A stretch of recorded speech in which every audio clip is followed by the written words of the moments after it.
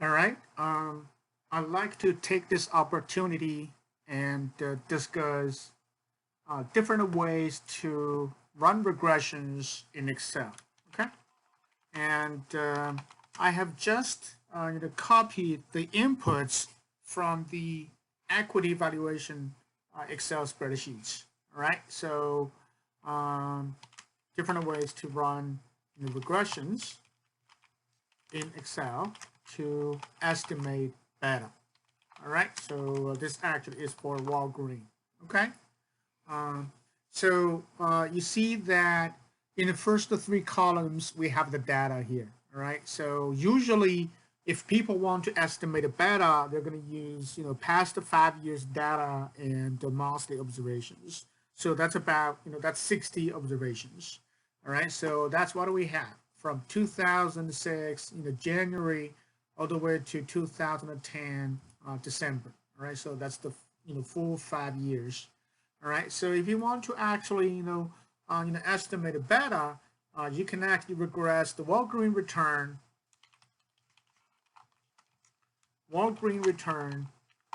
on S&P 500 index return. Okay, so this is a very simple application of regression. So in regression, you have regressing y on x. Okay, so y would be referred to as the dependent variable or the left-hand side variable, and x would be referred to as the independent variable or the right-hand side variable or the explanatory variable.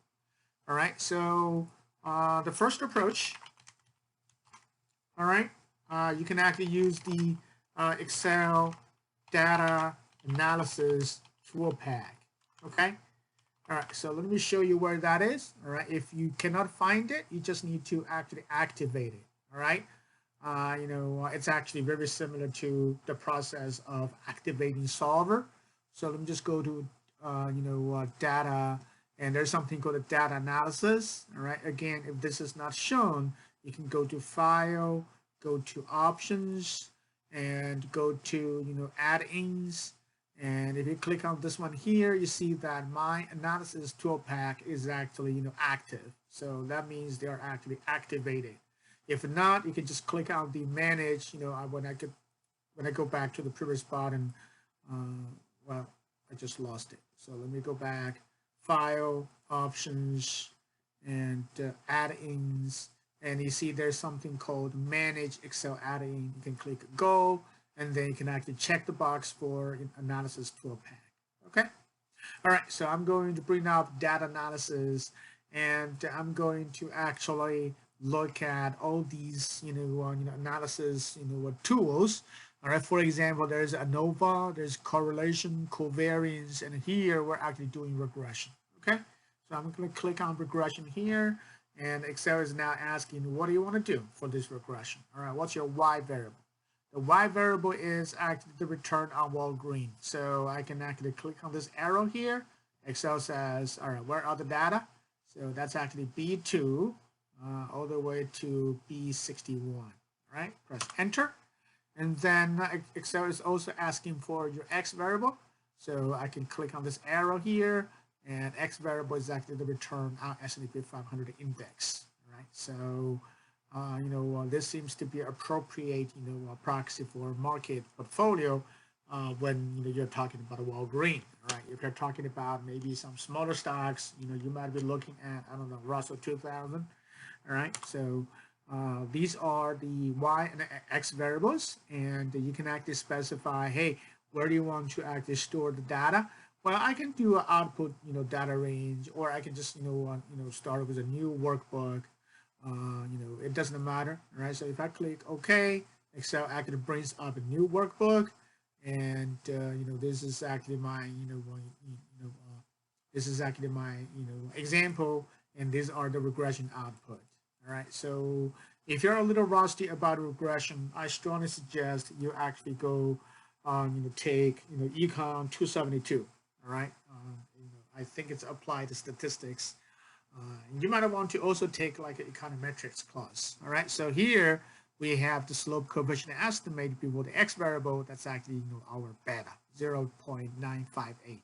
So in our example, we actually did a little rounding. Okay, so beta of overall green, that's actually 0.958. All right, you can also put down the intercept, all right, if you want. If I go back to this regression output, the intercept is actually 0.0010. Okay, and it's not significant. All right, because the p-value is actually what almost a 1. Okay, all right. So if you don't know what's the p-value, again, you might want to go back to your stats class. All right, every business school students, every business school student should actually take take at least one class in statistics. All right, it's for business statistics. Okay, all right. So if you want, you can actually try the second approach to do this regression. All right, so there are Excel functions that would allow you to do it. So if I want to get the, use the Excel regression functions. Okay, so if I want to get the slope, all right, well, which is actually the beta, all right. So I should say beta. I can actually do a slope function. All right, so you just do SLOPE. So just like you do, equal feature value, all right? So this actually is going to return the slope of a linear regression, all right? So Excel is asking what are your y's, all right? Y variable is the return overall green, so I'll just do B2 colon B61. And Excel is now asking what's the x variable? Well, that's the C2 colon C61. All right, so yes, I get actually 0.958. That's the same as the regression output, all right? So, and then you can also get the intercept if you want. All right, you can get, you can do an intercept function here. So this is where I actually get your, intercept estimate. So this is actually, again, B2, B61, and your x variable is C2 colon C61. So yes, that's the intercept. All right. So the third method, okay, regressions are extremely useful. On your real jobs, maybe your boss is going to ask you to do a little forecasting with some historical data. So the easiest way is to actually fit a regression model and use the parameter estimates to actually form your forecast. Okay, that can be very useful. We're talking about business analytical skills, and this is actually essential in today's job market. All right, so you can actually do a scatter plot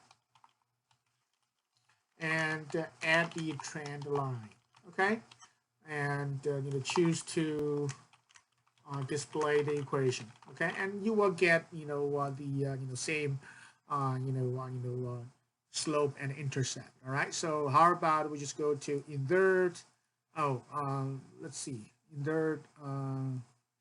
Maybe I should actually do this. I select all the data here, and that includes the data, return data for Walgreen and S&P 500. And I'm going to go to recommended chart, and there's a scatter plot here, so I'll just do the scatter plot.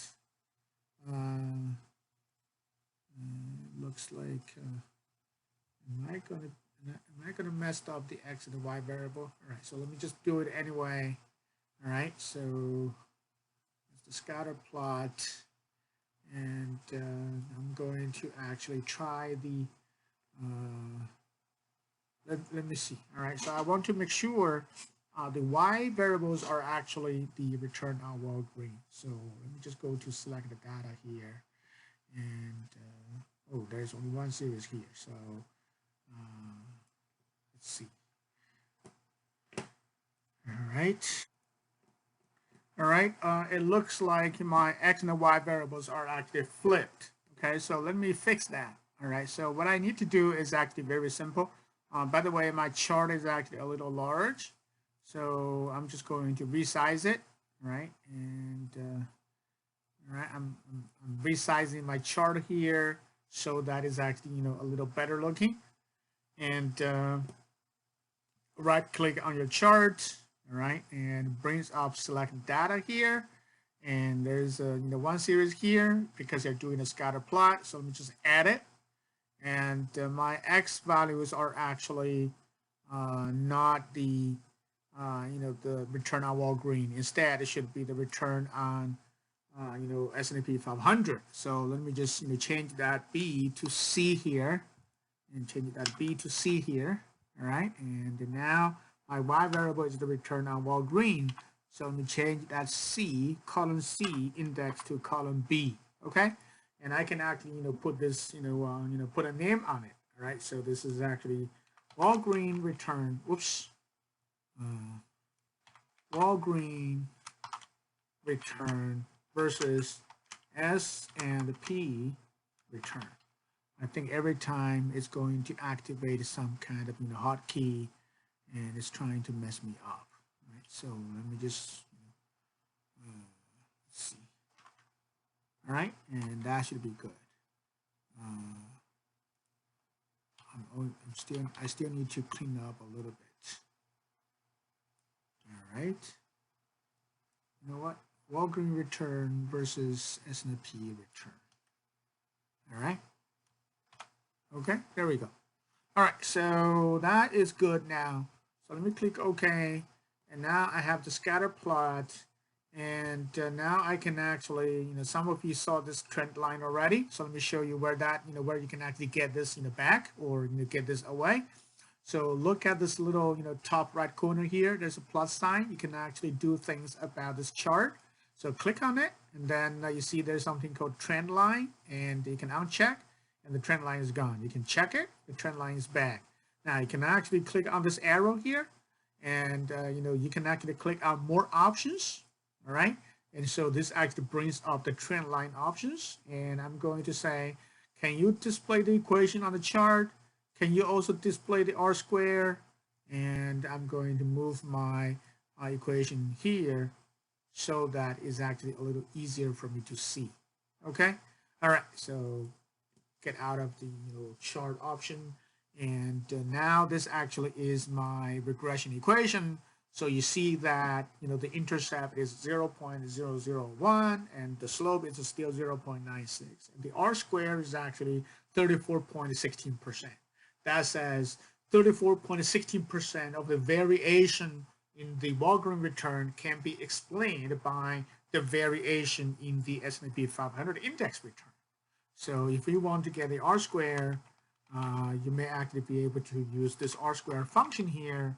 So let's see, R square, B2, B61, and C2, C61. And do I get 34? Yes, 34.16. So that R square function is also available for you. All right. So this is my very short discussion about estimating beta by running the regression in Excel. Okay.